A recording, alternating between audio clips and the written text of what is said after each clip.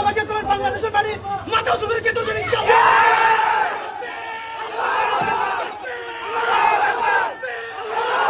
মাথা উঁচু করে যেতে দেবেন ইনশাআল্লাহ।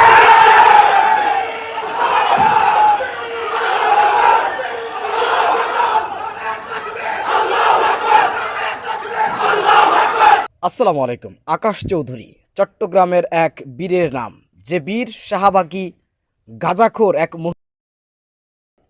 সুপ্রদর্শক, আপনারা জানেন শাহবাগে 2013 সালে শাহবাগ মঞ্চ তৈরি করে সেখানে বাংলাদেশের আলেম ওলামাদেরকে, ইসলামপন্থীদেরকে নির্বিচারে হত্যা করেছিল। আলেমদেরকে, আল্লাহ এবং তার রাসূলকে গালি দিয়েছিল এই শাহবাগীরা। সেই শাহবাগীরা জামাত নেতা এটিএম আজহারুল ইসলামের মুক্তির পর তারা প্রতিবাদ জানিয়েছে।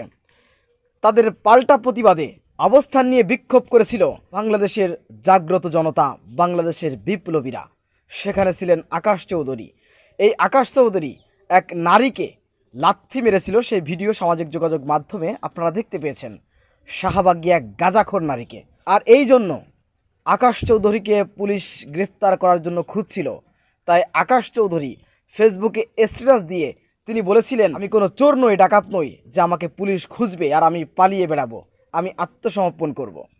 তিনি আত্মসমর্পণ করার পূর্বে ফেসবুকে একটি স্ট্যাটাস দিয়েছেন। সেখানে তিনি কী লিখেছেন আপনারা একটু দেখেন। আমি কেন তাকে বীর বলেছি এই পোস্টটি আপনারা পড়লে আপনারা বুঝতে পারবেন। আকাশ চৌধুরী তার ফেসবুক ওয়ালেটে নিজের আত্মসমর্পণ করে পোস্ট দিয়ে আজ থানায় আত্মসমর্পণ করেন। তিনি লেখেন, আসসালামু আলাইকুম, আমি আকাশ চৌধুরী। প্রিয় দেশবাসী, আপনারা জানেন চট্টগ্রামে প্রেস ক্লাবের শাহবাগীদের সাথে ঘটে যাওয়া বিষয়টি আমি একজন মুসলিম হিসেবে আমার ইমানি চেতনার জায়গা থেকে করেছি। শুনলাম প্রশাসন আমাকে খুঁজতেছে। আমি চোরও না, ডাকাতও না, আমাকে প্রশাসন থেকে খুঁজতে হবে। সাইদি সাহেবের সেই মহান উক্তিটি কথা আজ খুব মনে পড়ছে। বিড়ালের মতন 500 বছর বেঁচে থেকে কোনো লাভ নেই, সিংহের মতন 1 ঘন্টা বাঁচতে চাই। কাজেই আমি আমার পরিবার এবং ঘনিষ্ঠজনদের সিদ্ধান্তক্রমে আজকে চট্টগ্রামে কোতোয়ালি থানায় আত্মসমর্পণ করার ঘোষণা দিচ্ছি।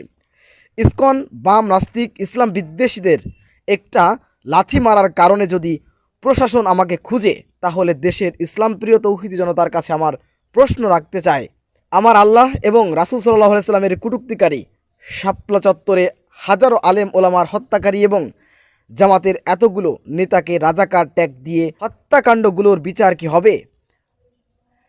আমার সকল শুভাকাঙ্ক্ষী এবং দেশবাসীর কাছে দোয়া কামনা করছি। তাকবীর, আল্লাহু আকবার।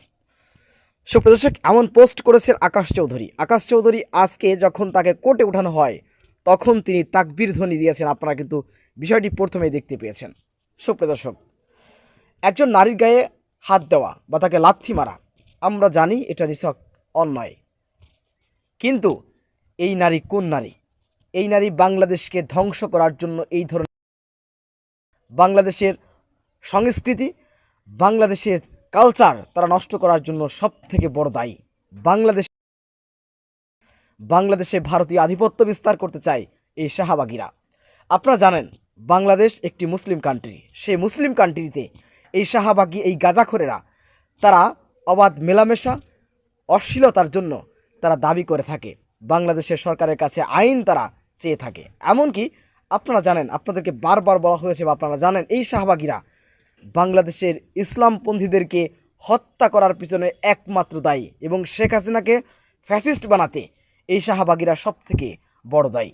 এই শাহবাগীরা 2013 সালে শাহবাগ মঞ্চ তৈরি করে আপনারা জানেন এদেশের আলেম ওলামাদেরকে এবং শাপলা চত্বরে গণহত্যার পিছনে এই শাহবাগী, এই গাঁজাখোরেরা দায়ী ছিল। তো সেই শাহবাগী গাঁজাখোর এক মেয়ের গায়ে যদি লাথি মারার কারণে আকাশ চৌধুরীকে গ্রেপ্তার করতে হয়, তাহলে প্রত্যেকটি শাহবাগীকে বাংলার জমিনে বিচার করতে হবে। এদেশের আলেম ওলামাদেরকে হত্যা করার অপরাধে এবং সবথেকে বড় বিষয়, আল্লাহ এবং তার রাসূলকে নিয়ে কটূক্তি এবং গালিগালাজ করে এই শাহবাগীরা, এদের বিচার বাংলাদেশে অবশ্যই করতে হবে। সুপ্রিয় দর্শক, প্রত্যেকের জায়গা থেকে আওয়াজ তুলতে হবে। এই শাহবাগী গাঁজাখোরদের বিচার বাংলাদেশে অবশ্যই করতে হবে। বিষয়টি আপনারা কীভাবে দেখছেন অবশ্যই আপনাদের মূল্যবান মন্তব্য কমেন্ট বক্সে জানাবেন। সবসময় সত্য নির্ভর তথ্য পেতে স্বাধীন বাংলা টিভি ইউটিউব চ্যানেলটি সাবস্ক্রাইব করে আমাদের সাথে থাকুন। আসসালামু আলাইকুম রহমতুল্লাহি ওয়া বারাকাতুহু।